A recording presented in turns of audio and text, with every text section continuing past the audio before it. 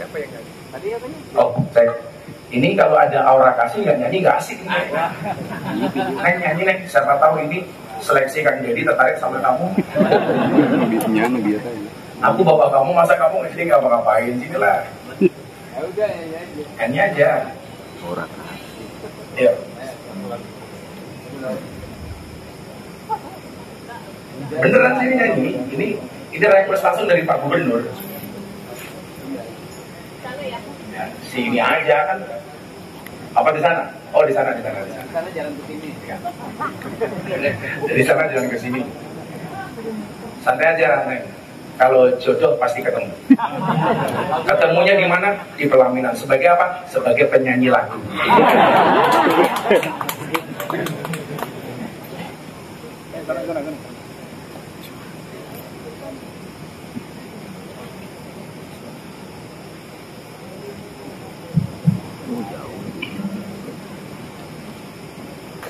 Dari dulu Pak sopir andong itu nggak punya solusi. Yang bikin kemacetan ya itu saja. Ternyata di tangan Deddy Mulyadi enteng Pak. Bayar rampung Pak. Nggak ada masalah. Apa kita nggak bangga Pak? Makanya saya bilang, pengen jadi orang top di Indonesia itu caranya cuma 3. 1, membuat masalah besar. Ini pasti terkenal. 2, melawan orang besar. 3, berprestasi besar. Alhamdulillah kita punya gubernur yang ketiga Pak, berprestasi besar. Kalau cuma ingin viral gampang Pak, ST saja viral Pak. Viral.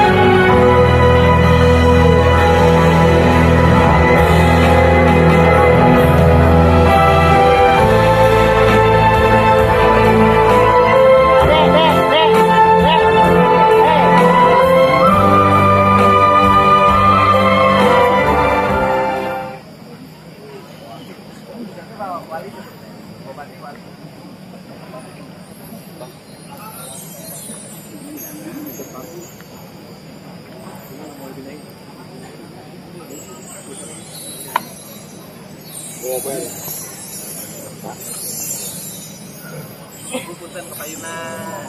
Dan kepayunan. Pak. Pak.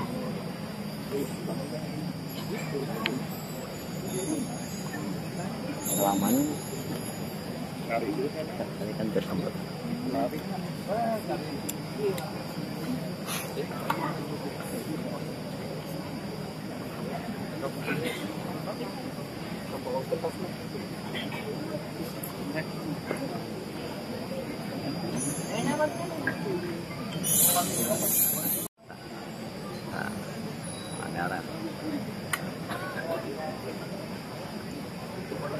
Iya.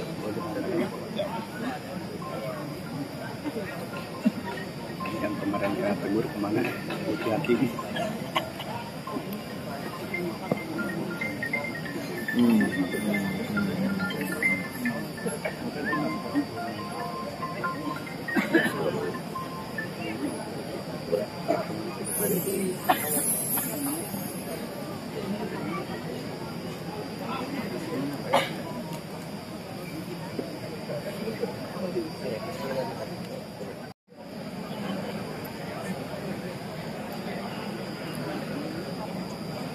Habis.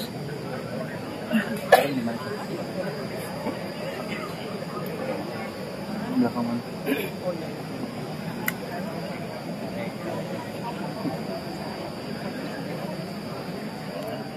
Selamat malam dan salam sejahtera untuk kita semuanya. Om Swastiastu, Namo Buddhaya, Salam Kebajikan, Sampurasun. Alhamdulillah, syukurillah, salatu wassalamu ala rasulillah, wala hawla wala quwata illa billah, amma ba'd. Yang sama-sama kita hormati Gubernur Jawa Barat, tepuk tangan tukang Deddy Mulyadi. Dulu kalau saya di sini, sekaligus saya lanjutkan beserta istri yang mendampingi. Sekarang enggak. Makanya kalau orang mengatakan di balik kesuksesan laki-laki, di balik suami yang hebat ada istri, di balik suami yang kuat ada istri yang hebat. Ternyata teori itu dipatahkan oleh Kang Deddy Mulyadi. Maka saya hari ini datang bersama Aura Kasih. Siapa tahu jodoh.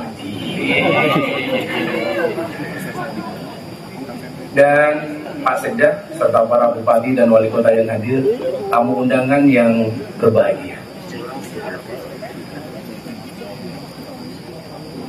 Idul Fitri itu jangan hanya dimaknai kembali kepada fitrah. Ada dua kalimat Id dan Fitri. Id itu artinya kembali, Fitri itu artinya makan. Makanya kenapa buka puasa itu namanya iftar. Iftar itu artinya makan. Dimaknai Idul Fitri, artinya saat itu kita kembali makan. Pesan moralnya adalah kewajiban para pemimpin bangsa ini untuk memastikan bahwa rakyatnya bisa makan. Apa yang membedakan orang dulu sama orang hari ini? Orang dulu itu punya prinsip, Bapak Ibu. Makan nggak makan yang penting kumpul. Mereka lebih mengutamakan kumpulnya dibandingkan makannya. Hari ini dibalik. Kalau dulu makan nggak makan yang penting kumpul, hari ini kumpul nggak kumpul yang penting makan. Jadi kalau orang dulu itu mementingkan kumpulnya, orang hari ini mementingkan makannya. Maka perbedaannya satu. Kalau orang dulu banyak yang sakit karena kurang makan, orang hari ini banyak yang sakit karena kebanyakan makan. Nah, Idul Fitri dimaknai bahwa jangan sampai ada anak bangsa yang tidak bisa makan.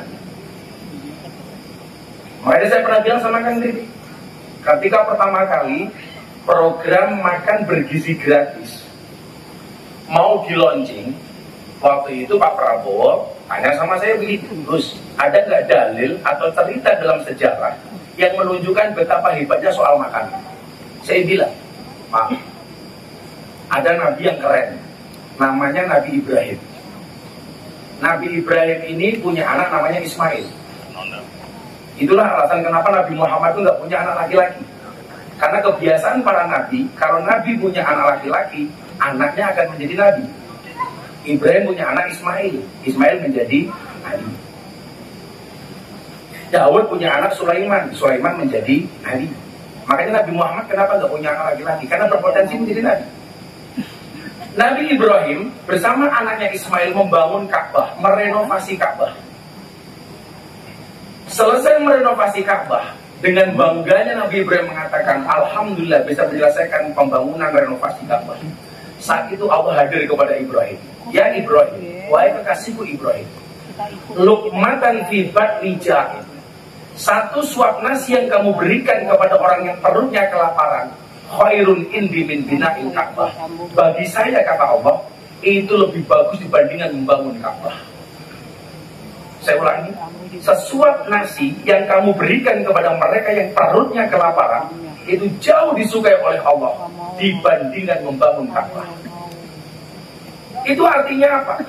Begitu fokusnya agama ini berbicara tentang kemiskinan, begitu pentingnya perut orang miskin yang harus kita perhatikan. Makanya Kang Deddy, saya itu selalu protes ketika masjid yang mengutamakan bangunan fisik. Orang nyari uang sampai di jalan atas nama masjid untuk bangun menara masjid. Untuk apa menara masjid dibangun dengan begitu megah, tetapi tidak memperhatikan kesejahteraan jamaah? Untuk apa orang berlomba-lomba membangun fisiknya masjid, tetapi tidak pernah memperhatikan kesejahteraan jamaah? Dan itu terjadi di mana-mana. Nah, dengan role model gaya kepemimpinan Kang Deddy, menurut saya Kang Deddy ini tipe pemimpin yang gatal. Bukan gatalan ya, gatal. Jadi gatal ketika melihat ketidakberesan. Makanya ketika punya begini, Gus, tapi kan Kang Deddy gak punya istri. Gimana? Saya dari dulu bilang ketika Pak Prabowo jadi tanya, Pak Prabowo gak punya istri, masa bisa jadi presiden, Gus? Justru pemimpin yang gak punya istri bagi saya keren, karena gak ada seorang pun yang bisa ngatur dirinya. Siapa yang mau ngatur? Yang bisa ngatur Kang Deddy hari cuma satu, Ian. Nggak bisa dilarang. Makanya saya ditanya, Kang, tipe calon istri yang besok dicari seperti apa sih? Panitia seleksinya cuma satu, Bah. Siapa? Ya. Kalau anak saya cocok, siapapun dia saya mau. Tapi secantik apapun, kalau anak saya nggak mau, saya nggak mau. Makanya awal mula saya minta rekom untuk Kang Deddy itu, banyak kawan-kawan saya di Jakarta tuh bilang, beneran Gus, Kang Deddy bisa jadi gubernur? Saya yang jamin. Karena mohon maaf Ibu, hubungan saya dengan Kang Deddy itu, saya sebenarnya sakit kemarin. Saya bilang sama istri saya, udah Subang, saya udah lama nggak ketemu Kang Deddy. Karena cinta saya kepada Kang Deddy ini seperti air kencing di dalam kolam renang. Maksudnya apa? Wujudnya tidak nampak, tapi hangatnya bisa dirasakan.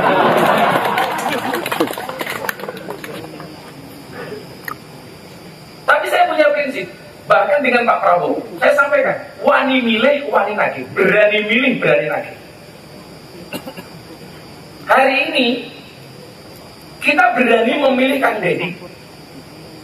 Kewajiban saya hari ini satu, nagih janji-janji Kang Deddy.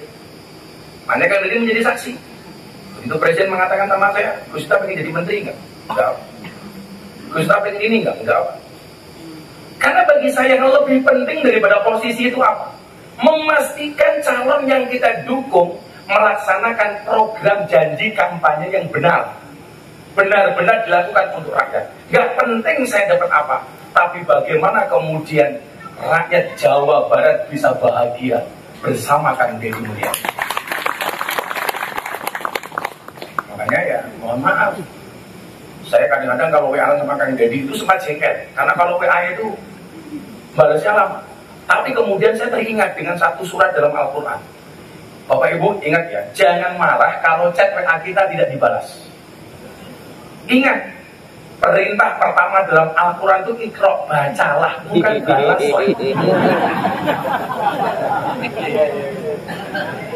Bacalah Pak, bukan balas. Kita hari ini punya optimisme ke depan, punya presiden, punya gubernur, dan saya berdoa mudah-mudahan bupati wali kota di bawahnya Kang Deddy ritmenya bisa menyusulkan gubernurnya, amin. Kita punya optimisme bahwa bangsa ini akan besar. Bapak Ibu, di tengah isu efisiensi, seorang Deddy Mulyadi mampu menerjemahkan efisiensi itu dengan sangat cantik. Ini berangkat dari apa? Dari optimisme. Apa bedanya optimisme dengan pesimisme? Orang optimis itu melihat peluang dalam masalah, sementara orang pesimis melihat masalah dalam peluang. Orang optimis melihat peluang dalam masalah. Tahun 99 2000, orang-orang Jogja mengatakan lokalisasi itu masalah. Bagi saya itu peluang. Orang nggak berani masuk lokalisasi, saya datang. Orang hanya menghujat para PSK, saya datang mengulurkan tangan. Ini orang optimis. Kalau ada gelas, isi airnya setengah. Apa yang membedakan kalimat orang optimis sama pesimis? Bedanya satu. Kalau orang optimis akan mengatakan, Alhamdulillah isinya masih separuh. Sementara orang pesimis akan mengatakan, isinya tinggal separuh. Orang optimis melihat lebihnya. Orang pesimis melihat kurangnya. Efisiensi yang didengungkan oleh Presiden Prabowo ternyata tidak mengurangi kinerja orang yang optimis seperti gubernur kita. Contoh solusi. Dari dulu Pak sopir andong itu nggak punya solusi. Yang bikin kemacetan ya itu saja. Ternyata di tangan Deddy Mulyadi enteng Pak. Bayar rampung Pak. Nggak ada masalah. Apa kita nggak bangga Pak? Makanya saya bilang, pengen jadi orang top di Indonesia itu caranya cuma 3. 1, membuat masalah besar. Ini pasti terkenal. 2, melawan orang besar. 3, berprestasi besar. Alhamdulillah kita punya gubernur yang ketiga Pak, berprestasi besar. Kalau cuma ingin viral gampang Pak, ST saja viral Pak. Viral.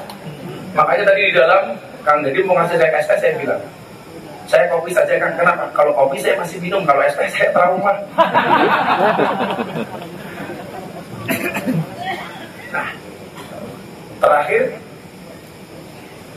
karena saya tiap hari teleponan sama beliau, kita tatap 2045 Indonesia menuju Indonesia Emas.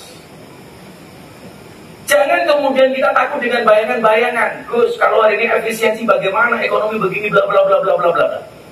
Coba Bapak Ibu jawab pertanyaan saya. Bayangkan kalau Anda naik perahu di tengah sungai, perahunya bocor. Di samping perahu itu banyak buaya. Apa yang harus Bapak Ibu lakukan? Rata-rata jawabannya berdoa, pasrah, tawakal. Itu benar Pak, tapi yang saya minta jawabannya bukan itu. Bayangkan kalau Anda naik perahu, di tengah sungai perahunya bocor, di sekeliling perahu itu banyak buaya. Apa yang harus Anda lakukan?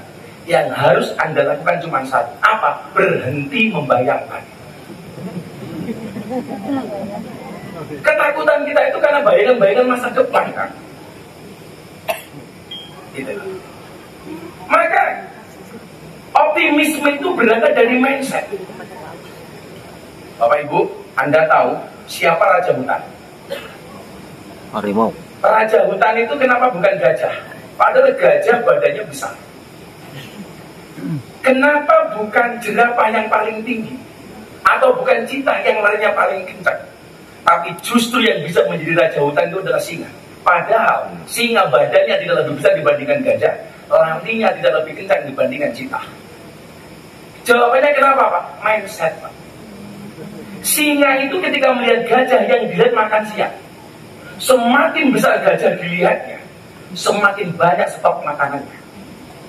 Singa berhasil mereduksi keberadaan gajahnya sebatas makan siang. Ini mindset. Kesuksesan itu 10% karena kecerdasan, tapi 90% karena mentalitas.